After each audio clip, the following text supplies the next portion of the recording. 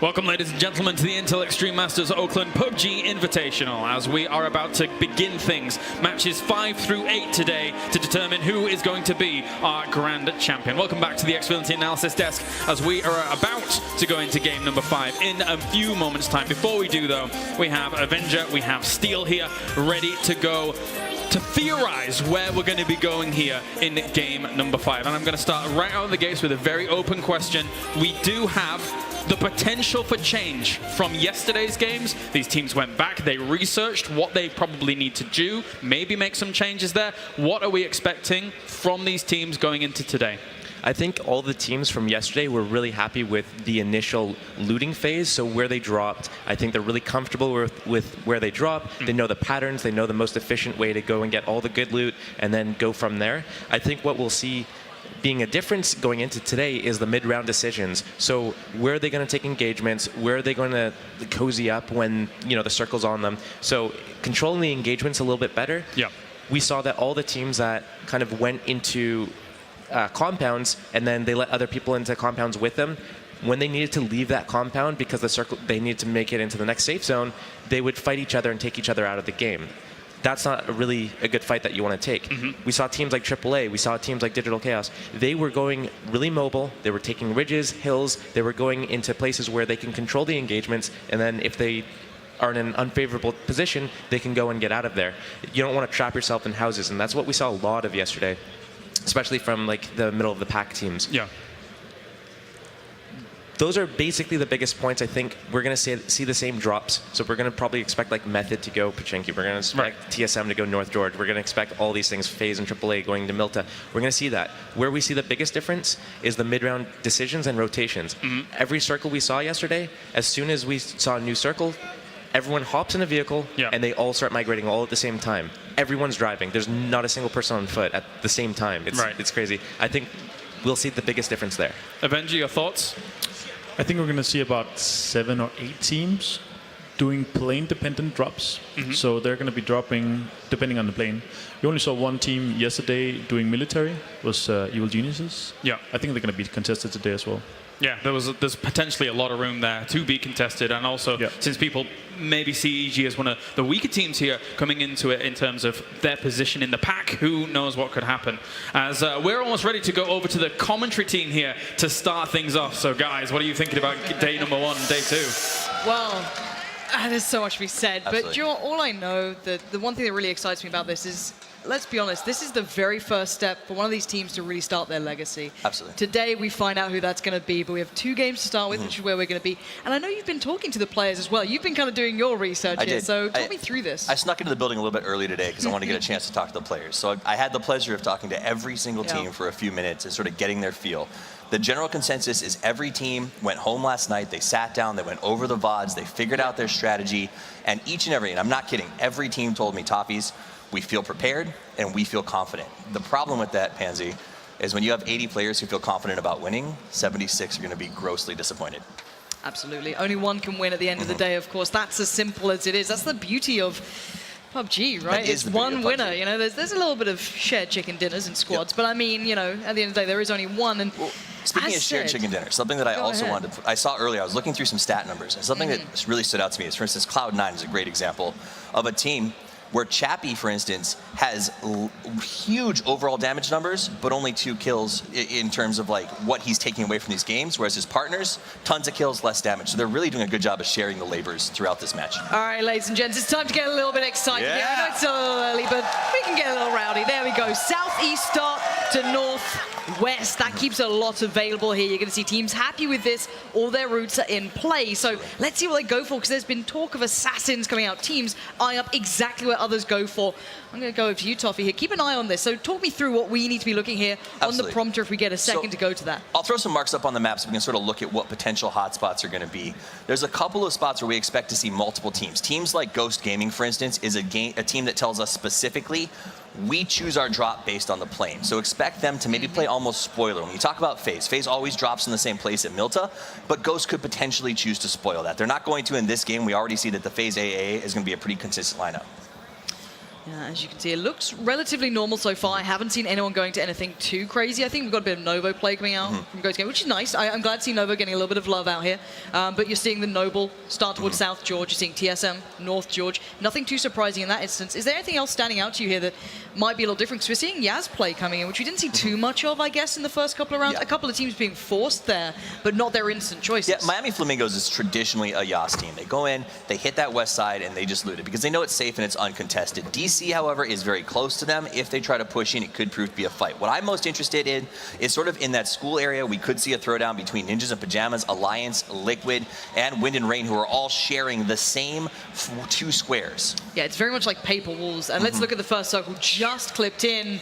All right, we've got a northwest play, essentially meaning that a lot of the favored teams right now, your FaZe, your AAA, all have quite a long route to go. If you look at your Liquids and such, they're kind of mansion side, shelter side, not too much to go for. But EG, GG, that's a long way to move. I'm a little bit worried about this situation that FaZe has to put themselves through. This is what happened in the last one. If you remember the game yesterday, FaZe had a similar transition to the bottom of the map where they had to make something very similar through a lot of different teams that ultimately cost them big time. So this is going to be a big challenge for them. They were able to fight back from a tough first game to get into a tie for 5th position. That said, this is the worst case scenario in terms of circles for them to have to fight through so many strong teams, and there's not a ways to go around through there. You got to go past Lumber Camp, you got to deal with the Mansion Fields, and then you got to deal with the school drop down. What I actually like about this, we're seeing kind of NIP doing what they do. Again, this is the kind of paper wall theory. There's so many teams close to them. You've got to be very careful not to overstep. But a team that I like the way they're playing, quite similar to something you see, at least a lot of the teams who kind of play through the qualifier, they do the reactive plane-dependent routes, right? They so go to extremities. And what that means is, let's say you have that southeast to northwest, they'll go out to the furthest northeast, or so around those markers, and it's DC. I like the way they're doing that. Now, Kameshki is new. That was kind of a recent addition, right? That's something that we didn't have too much of before. That was very vacant for loot. It was Stalber pretty much. Now with that addition, it does give you a decent start, and I like the 2-2 split they've gone for here up in the northeast. Absolutely. As well. It's a very clean 2-2 split, and what will happen is they get to move across the map very carefully, very safely, and into the circle at a point where no one's going to be around to challenge them. So it's going to be a very nice position for them to sort of move into, get loot all along the way, and really maximize their ability to win this thing. Because even Stalber got the upgrades. They've got a little bit of touch of military up there. You've got a lot of vision as well. No one else would have come out that way. So for them, this is nice. Their rotation route is beautiful as well. So keep your eyes in the back of your mind about that. Those guys are still sitting within the top 5 as well. I do want to point something else out that we saw. We've seen yesterday, EG had Military Island all to themselves all the time. I think a lot of teams watched that last night and said, maybe that's not the best chance. Maybe A, we can challenge them for military, and maybe B, we can do something like set a trap for them when they come off of military. So EG is going to have a hard time dealing with both Ghost Gaming and Cornshuckers, who could play spoilers to EG's attempt to get into this circle. And I know the crowd want to see Cornshuckers do well. I'm seeing signs coming out. I'm seeing a fan base building. I like seeing that. I like seeing the teams getting behind them. There you go. I just like playing to the North American audience, you know what I mean? That's all I've got to do. Well, and Cornshuckers is someone we talked about a little bit, but they are a team. They're unsigned. They're hungry for a win. They need to come out of IEM and show just how powerful they are. And they're sitting in 5th. I mean, congratulations to them, but I want to see more. And now the story for me with Cloud9 is that they dabbled with a bit chinky. They normally go there on the online games. But they've been kind of bullied out of there. Method took control of it. So I'm wondering if Cloud9 are keeping that in mind, if they're going to even go near that, or if they're going to avoid it, kind of go further south. But again, that's a very heavy rotation route. You've got to keep in mind where the plane goes, we see people jump out to, and where they're going to go through. So them going south early, I like the way they've gone early, but Gatka's going to be busy. That northern side has a good few compounds. Zaki's completely untouched. There's a lot to go to in the north. Taking that south side or through Roshok, that is going to be Murder City. Absolutely. And the thing about when you talk about C9 and so these rotations, West Coast is known for a place for Tempo, Storm, Cornshuckers. These guys like to do spread loot. Luminosity is there as well. These are also guys who are known for their ability to pick you out of a car. So Chappie, for instance, is making a really tough rotation, but he could run into trouble. If Valiate stops his car at any point and turns back around, he gets a clear shot at Chappie and his partner, who's sitting on a bike wide out in the open. Yeah, as you know, bikes are one of the harder things to pick somebody out of when it can hit that max speed. That's why a lot of players like to use it. But it's also one of those that you don't have any chance of getting a lucky plink on the Jeep. If they hit you, they're hitting you. So it's a tough place for Chappie to find himself, but so far, so good. Now I'm wondering if we'll see a scrap between Noble and TSM at any point as well. They're kind of always very... Keep it locked down. All right, there we go. It's not boots on the ground, it's wheels on the ground in this one, but they are going to be working their way up. Luminosity obviously as well, working their way through, and we could see a big kind of, I guess, transitional period Yeah. through the bridges as well. You're going to see a couple of shots coming through. I think that's on Chipsy as well. Not too sure. Scoom's around there. You've got Noble around there. There's going to be a big crunch on those bridges. Whenever you see this sort of circle defined by it, that's going to be a big point. And yeah, Siggy's actually found Borg early on. Now, NIP certainly not afraid of a fight, to keep eyes on that, but a couple... Did he just take flight? Maluki's got a nice sight here on Chappie, who's going to jump off to try and get some heals up, but already gets a tag on Solid, and they've got to just try to get out of here because this is just not a great place to be. The hold that Maluki has is incredibly strong. There's not a lot of ways to get around Here it. we go. Yeah, another couple of victims possibly passing. The spray comes out. He's trying. Actually, not even spraying, just tapping away, taking his time on it. So, does get at least one connection there, but it does seem as though LG have just about made it away from the comfortable range. Again, you don't be wasting bullets either. Not too sure on how much they've got really in stock here, but you're seeing people still running around with the Uzi and such. So again, keep that in mind. But the crunch is happening. The cross is coming through. One man down thus far, but Absolutely. beyond that, nothing much to report. It's a really tough choke point. Everybody wanted to rush to it. TSM are because getting what into a happens- fight as well, I think, with Penta possibly here. Oh, absolutely. Oh no, and Smack's gone down early on. Noble have managed to find a couple of early kills. We said with these guys as well, Noble, they're not afraid to fight. They generally take the south side of George, but with a circle like this, you're enticed to go north. Absolutely, and you want to go north early. You saw a lot of these teams move sooner than you're used to. That's because of the nature of the choke points. There's a couple of choke points areas that are able to cross, but that is it. And at that time, you're going to see teams in each one of those spots locking it down so they can get free kills. 10 points per kill means use a choke point. Now I'm looking for Liquid. Yeah, they are in a really nice compound here, and they were there quite early, tapping away. We're going to see a couple of bullets come through. It does seem the Ducks in a little bit of trouble. Only with the Hollow, you're kind of wanting a 4 or an 8 for that, but you can still do damage. Scoom can be working their way around. Now, for a man who's quite the cerebral player, he brings a lot of firepower. People underestimate Scoom a lot. You look at his online performances, they've been very, very impressive. You may want a 4 or 8, but Scoom, he's happy with a Hollow at this point because that's just how good he is at hitting these shots. Yeah, he's fine. He can go 200 plus meters with a red dot or a Hollow and get those shots regularly. And let's bear in mind, if you're still new to this, keep in mind when the grass stops rendering, that's around the 200-meter Yes, it marker. is. So you can kind of work out if you do want to look at zeroing or kind of bullet dropping that, that's it. You can see Scoom's fine with that. He's going to be comfortable. It kind of becomes second nature. Yeah. But speaking about that now, the blue is going to start moving in, forcing these teams to make up their minds. You want early compounds. You want to get central. It looks like Luminosity have done exactly that. Liquid have managed it. Ronin, a couple of others, and we're going to be seeing shots coming through from Tempo Storm, obviously sitting well in the rankings themselves, a little further out, but certainly still able to do a lot of work here. Absolutely, and so we're going to see teams start to sort of infest this north side. The north side is strong with rocks, beaches, and hold points. The first there get to really last a long time in this game. We'll see some people clinging to that North George for a while, sort of holding down that area as TSM is right now. But let's jump over to Tempo Storm, where it looks like Maluki and his team are setting up shop to go for the long haul. This is a great spot. It's near the bridge. It gives them a good lockdown, and they can hold there. When you see those bikes smoking, it I just know. gives you the panic begins. Like, please, just get me that to my just shows you destination. how dangerous the bridge Oh wait, cross look at is. this! Right in the open, Liquid could have been in trouble. Then quickly enough, though, they do get back into the car and they try and make it away. Hollywood taking his time. Getting out of there, but not much cover to run to. But that UMP isn't exactly doing massive amount of damage at this sort of range, but it does keep the ground for Ronin.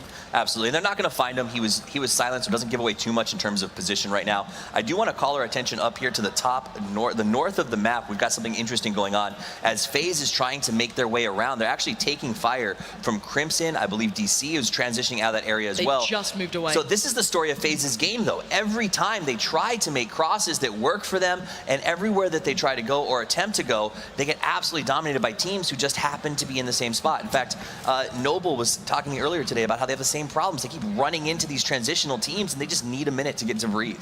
Now look at the way they've positioned as well for the vast majority of the teams. They've mostly gone north side of the river, mostly putting all the eggs in that sort of basket. Looking to the south, there's no one in Gatka anymore, there's no one by the hill, no one south George. Everyone's kind of going, if it's north, we want to get these early compounds that are so good. Get yourself dug in deep. Now Penta is still working their way up AA as well, so still, teams in transition does give opportunity for this sort of moment. But again, Absolutely. damaging cars might just be the main name of the game. You're probably not going to be landing too many shots here, if I'm honest, either towards players. People are keeping their distances from these compounds. They know they're going to be occupied The by reason this for it is, if we look at the map real quick and just recall where the plane went, that means everybody wants to be on the north side because they know a lot of teams are transitioning from the south here. So if you can get to the north first, you don't get caught in what is going to become a very dangerous southern area. The side point of that is a team like Method can choose to set up camp there, and if they do win the circle, they potentially win the game because they get to have ruins, high castle, places that are entirely defendable. If the next circle doesn't favor them, though, I don't see them going too deep into this round. No, we'll see how this one goes on. FaZe have found a little bit of respite up towards the northeast. They're okay. Yasnai's not overly populated just yet, even in transition. It looks like AA aren't far away from the guys we're watching right now. So again, they're choosing to head north to the Nodeline town, or at least it used to be at this point. We do see a battle coming down between Penta and Alliance, so Sigsy's still in a bit of trouble here getting tagged up.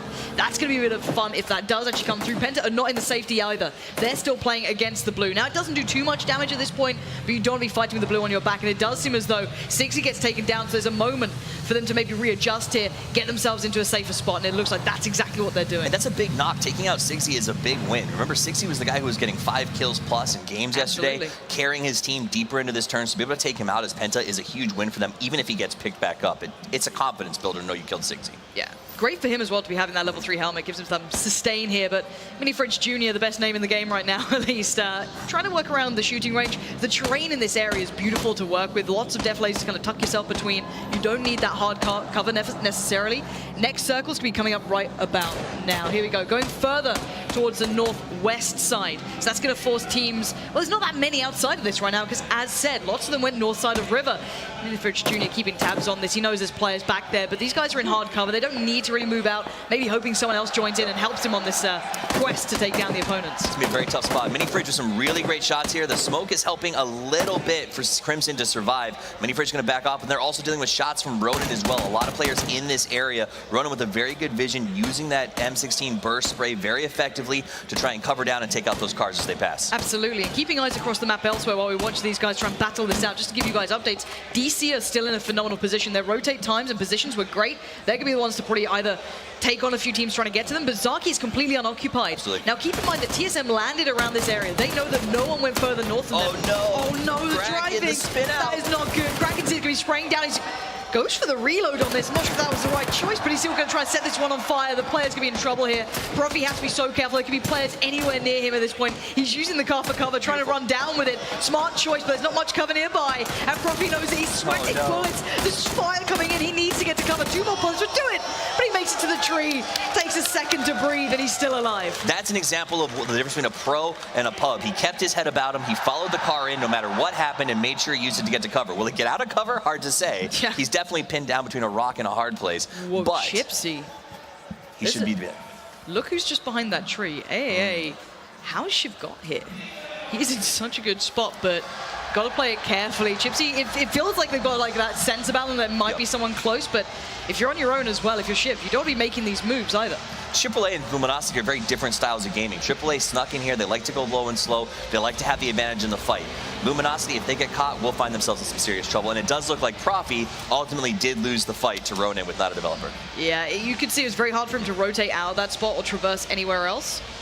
Right now we're seeing a couple of the Cloud9 guys getting found, which is pretty bad news for them. They were kind of stuck in that position. They needed good kills, good game to kind of push themselves out of that kind of top 8 position, maybe into a top 4 spot. Yeah. Now we're still seeing DC in a good spot here if they can keep this one going. It does seem as though they're using that compound really well. Fausto's going to find that Coco, so again, they're in a really prime position. We saw a couple of the teams through qualifiers claiming that spot and doing wonders with it.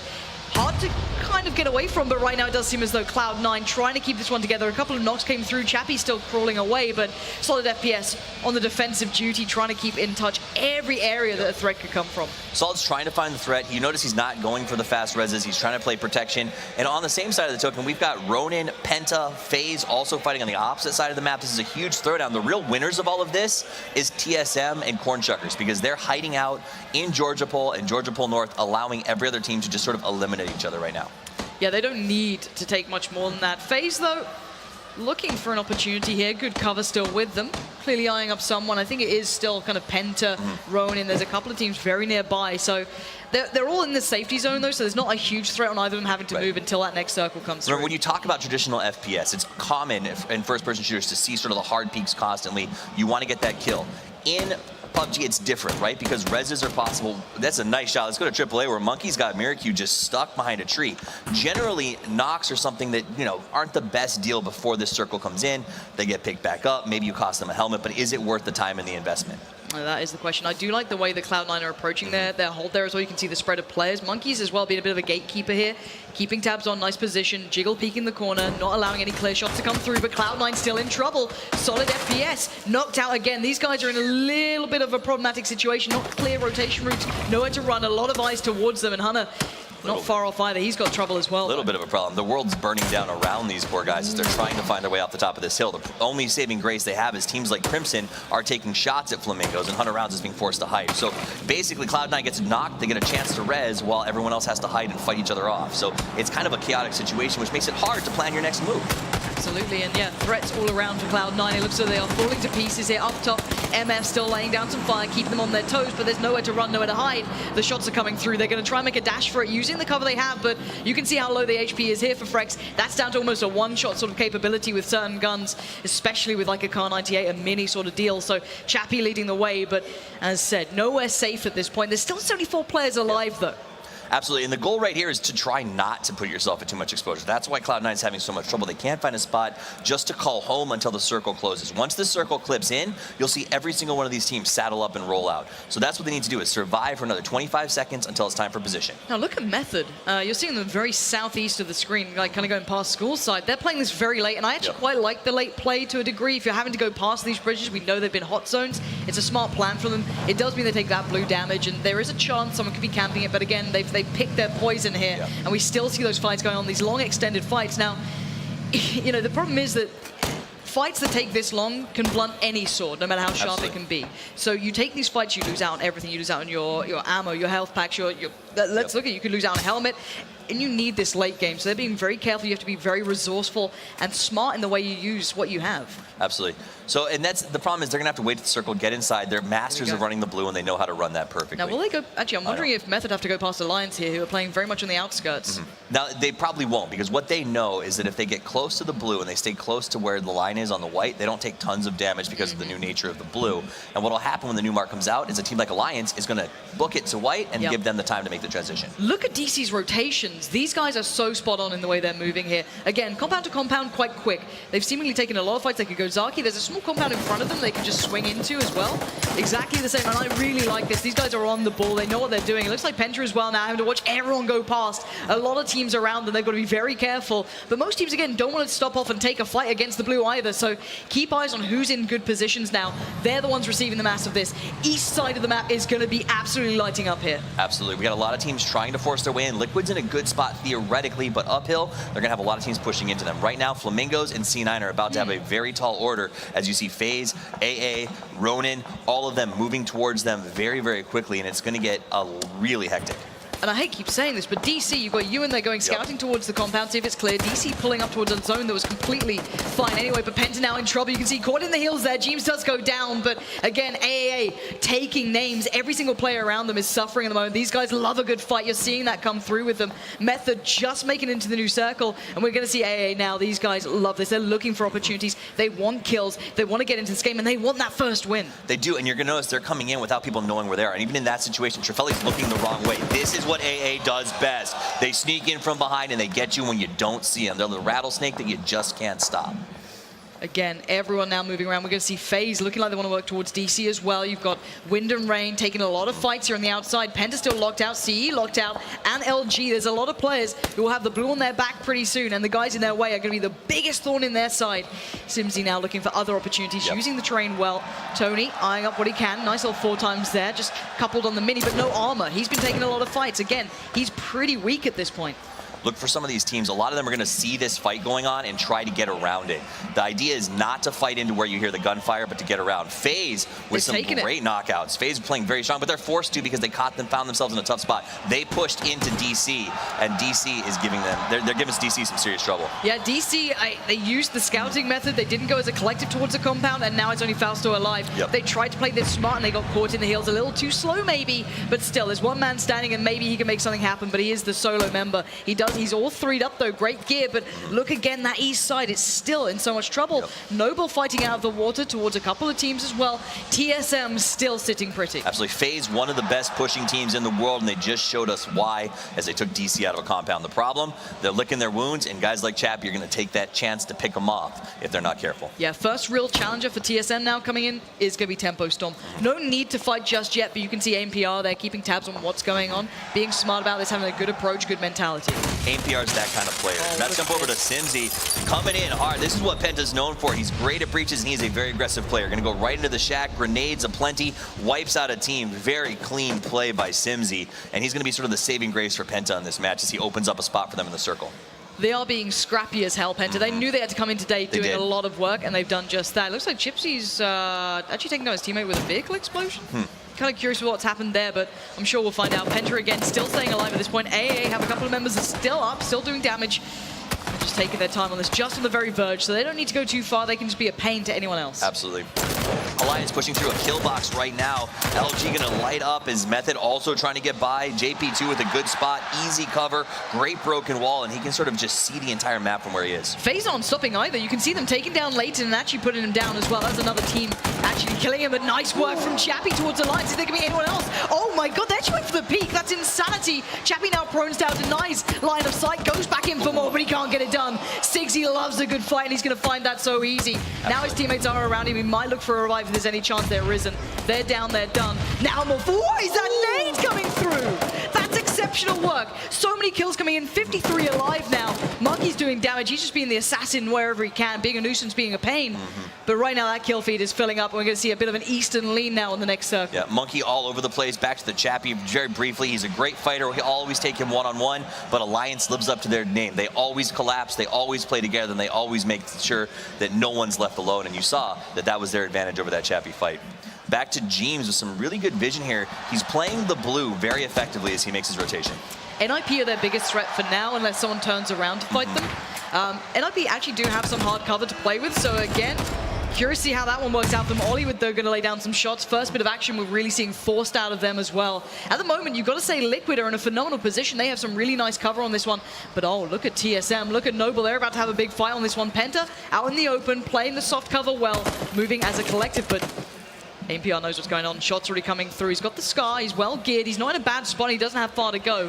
He needs to make sure the rest of his team, though, are in the right position as well. Can he back out of this building without being seen? Can he make it harder work for Noble, who's still at 4 alive? Absolutely. TSM and Noble have been coming up against each other one game after another. They both like that working the edge. They both like to push in from an unexpected side, and that is where they keep running into each other over and over and over again. Liquid in a good spot in the middle of the circle. Penta holding Gatekeeper, keeping Simsy and Ninjas in Pajamas out. So there's an awful lot of different fights sort of breaking out around the map, as gatekeeping seems to be the name of the game right now. Absolutely, and it's nice seeing Hollywood having a good performance. He's one of the old school players. Good to see him turning up, but at the moment, Tempo Storm looking to make it hurt, and it is going to be Hollywood on the receiving end of that one. So Tempo Storm certainly doing damage still. Not going to relent on that aspect. 48 players still remaining. We're going to see the crunch now coming in. Slow side on the east side, and Sam Teeth now eyeing up the next move. Bandaging up. Yep. Damaged up on the arm of the helmet. It's not the best position, but now NIP making their move. They have the problem from Penta, who took the initiative and moved first, putting the smokes down. They now need to make their move and make it count. A couple of lines of sight, they have to be careful, hence the prone here. They don't want to be seen on this area that's so open. It's very open, so you see these late pushes by the teams just staying out of the blue. Ninjas Pajamas suffering because of that. Luminosity might actually benefit by sneaking in after the fight, but here comes James, throws up a nice nade to try and make the push happen. Wants to push up on X. X didn't see the grenade coming. He's got to be very careful here. James is a great shot, a good sniper, and a better breacher. He's flanking on the blue side. This is so aggressive. This is incredible stuff from him. He's going in solo. 2 players in front. He's not sure if they're still on the blue side, but he needs to back away. He needs to be cautious. He was going down a bit of a limb. You know they want to be aggressive, but maybe you've got to kind of keep it in check. The rest of the NIP side have a nice defilade. They're in the safe now, so they don't need to overextend. Absolutely. They're going to get into a little bit of a standoff here until we know where the last circle is, but all these teams are going to have to go low and slow. Liquid comes out with the best circle, being blessed by player unknown, given that spot. Everyone else now has to come to them. And honestly, the last person I want to push into in that building is Scoom. Yeah, Scoom's just a boss. Now, TSM and Noble might get a fight here. It looks like they both kind of want to traverse the same sort of ground. And yeah, the fight's beginning between those two. You're still seeing NIP in a bit of a problem as Penta are being quite aggressive about this. They're actually chasing towards them. You can see 2 players there making a move. TSM still have the kind of deeper ground to work with at this point. But again, if you peek up and over and someone's got maybe an 8 or a 4 just locked on that, you're going to be in trouble. But Froz going to be sent packing a little bit, keeping themselves humble. They can't overextend, even if they feel confident. But look at these players. They're going in on this one. Penta knows they need kills to win, and that's what they're going to do. He's going for this. This is sick. He's got the 4-1 as well. He can spray that down 4 times, maybe not ideal, but I'm sure he can make it work. Trying to check the ground. He wants to take the high ground on Sweater, and Sweater will be sweating bullets here. He knows he's in trouble. Bad timing on the revive. This could be an execution. Simsy, he sees it, he sprays in, and the job is done. NIP suffering at the hands of Penta. Oh! But this point, everyone knows where everyone is. Noble now moving up towards the east. TSM chasing them up. Penta now need to work their way in. Luminosity up in trouble with FaZe. Everything is now happening on the outskirts here. Absolutely. This final circle is almost impossible to push into. We're going to have a lot of people hiding in small defilades, little cover areas. Down to the south, Noble and TSM are still completely at war. They only have one spot they can push into. Whoever gets there first owns this circle, or the bottom of this circle. And Noble have the high ground, and look at this, just on that other verge. I don't think they know this. Surely not. Break about to peer over the man, the king of spray. We know that. Boom's now actually in trouble. It looks like they're being fought on other fronts, and yeah, Break's running out, lives up to the name. Sprays like a god, takes down Adaculus, but there's more there. Does he expect them so close? Will they go aggressive to try and avenge their fallen teammate?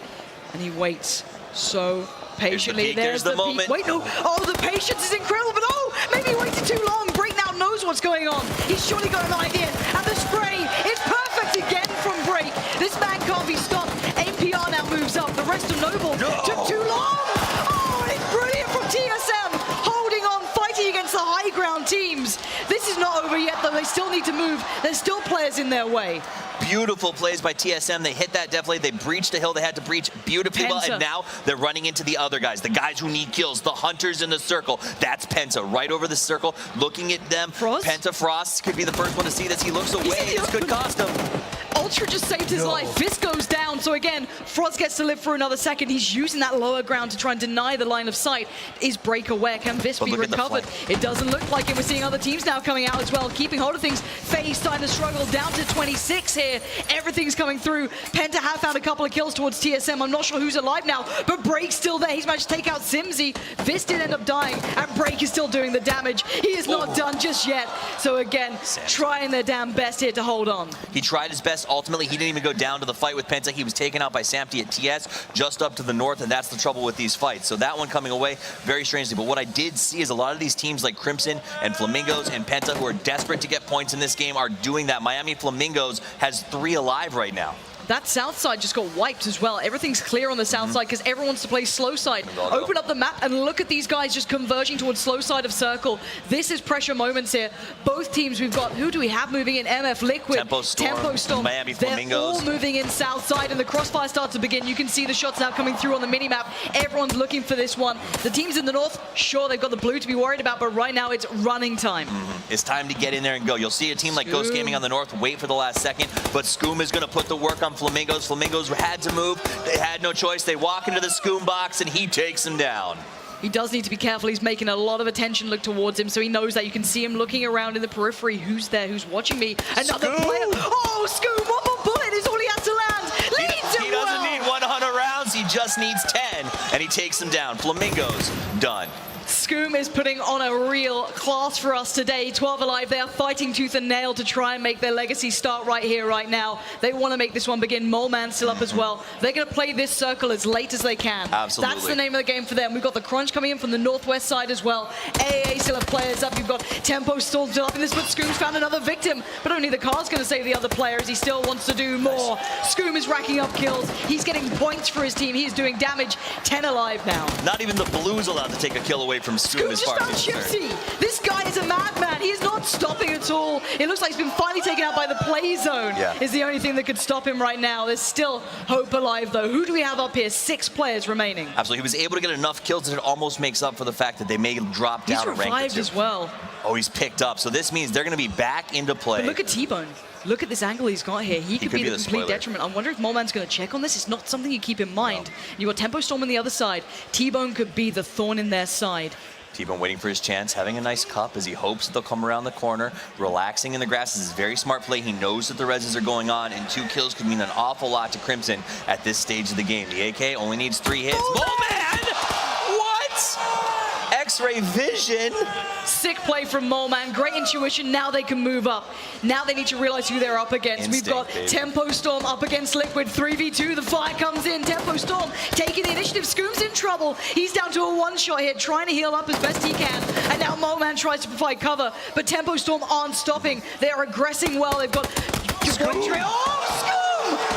He doesn't know when he's dead. He He wants 1v2. this so bad. Your boy And now Dre. he's brought it down so close. Still 5 alive. Revive still possible, but not in the mines here. Scoom looking for the next victim. Who will fall? Samdi is playing the long game. He's playing the snake. He's going to just sit in that grass and play the circle. They know this is Dre. Dre's good at pushing. Scoom slides to the outside. He wants to try to find it. Scoom takes the shot, gets the head, baby! He goes down, making a 2v1. Samdi in the distance has vision, but no hope and no cover. He's got to go snack through the bushes and try to make his way there. He's not even in the new circle, and he knows it. He's got to move into them, but will Scoom realize this? Will Moleman as well? Moleman's taking down his team, and it's Scoom. It's always been Scoom. 8 kills. Incredible work from Liquid. They never knew when they were dead, and they played out of their minds today. That's the first step in day 2. This is finals day. Day 1 seems like a different game completely. They turned up to play, and we are seeing exceptional moments from these guys. Scoom just played his heart out for his 8 team. kills. All I have to say is Scoom, baby. That man killed it, and he killed everyone. Unstoppable. Just needed to get picked up and gets right back in the game. They took a huge risk in a couple of those weights for the blue, but it paid off in dividends. Tempo Storm second place, though. Those guys played so well. very well. So took out well. a ton of teams and really pushed very, very effectively. And look at this. Crimson and Ghost Gaming both going 3 and 4. Those guys needed it. They knew it. They earned it. What a way to start off day 2 here at IEM Oakland. This is what it's about. We are being treated to some exceptional moments, and it's nowhere near over yet. Keep in mind, this can completely change the overall standings, and there's still so many games to go. But that's enough from us. I think we need to head down to the man himself, the man of the moment, Scoom. Indeed, Lauren. Scoom. Oh my word. What a way to clutch up when it matters. Audience, give this man a round of applause. You absolutely nailed it. Before this game, you said to me, interview after this one. Yeah. How are you feeling? I'm feeling super good, man. Like you said, I told you, like me and my team, we went back, watched the VODs. We had a good 4th game yesterday. We had a rough patch at the beginning, but we had a good 4th game, and I was just feeling it. And today, I was just like I told you, I feel like we're going to get a win, and you're going to interview me. I like it. I like the confidence. Now, I've got to say, Team Liquid, when we watch you guys play, you're a little bit different to everyone else. You still go for the old school kind of 2-and-2 split. Even at the end, though, even though you were against 6 of the people that were on there, it was a 2 versus 3 at one point, and you guys still clutched up. Why do you guys tend to go for the 2-and-2 split rather than sticking as a 4? We don't really tend to do it. It just depends on the situation. If we can find 2 good spots where we can just get in the circle, we tend to do it. And in this specific circle, we did it, and it actually paid off. I mean, our teammates died, unfortunately, when we did split. But at the end, it was me and Moleman, and we feel really confident, me and Moleman playing together. So it was a 2v3, but we felt good. So. And you guys have actually been together for a while. You won the very first DreamHack event together as a pair. You've stuck together. You picked up 2 fantastic teammates. Now, I've been told, I believe you are just 35 points behind TSM. You are now jumped up to 2nd place. How are you feeling? Feeling super good. That's exactly the game we needed, and we're going to take it home now. You're going to take it home? Are we getting another win today? I'm pretty sure. All right then, guys. Ladies and gentlemen, Team Liquid. Don't go anywhere, guys. This is going to be a feisty one. These guys have just clutched it up. We're having some fantastic PUBG action on screen for you all day long. Don't go anywhere. We'll see you in a second.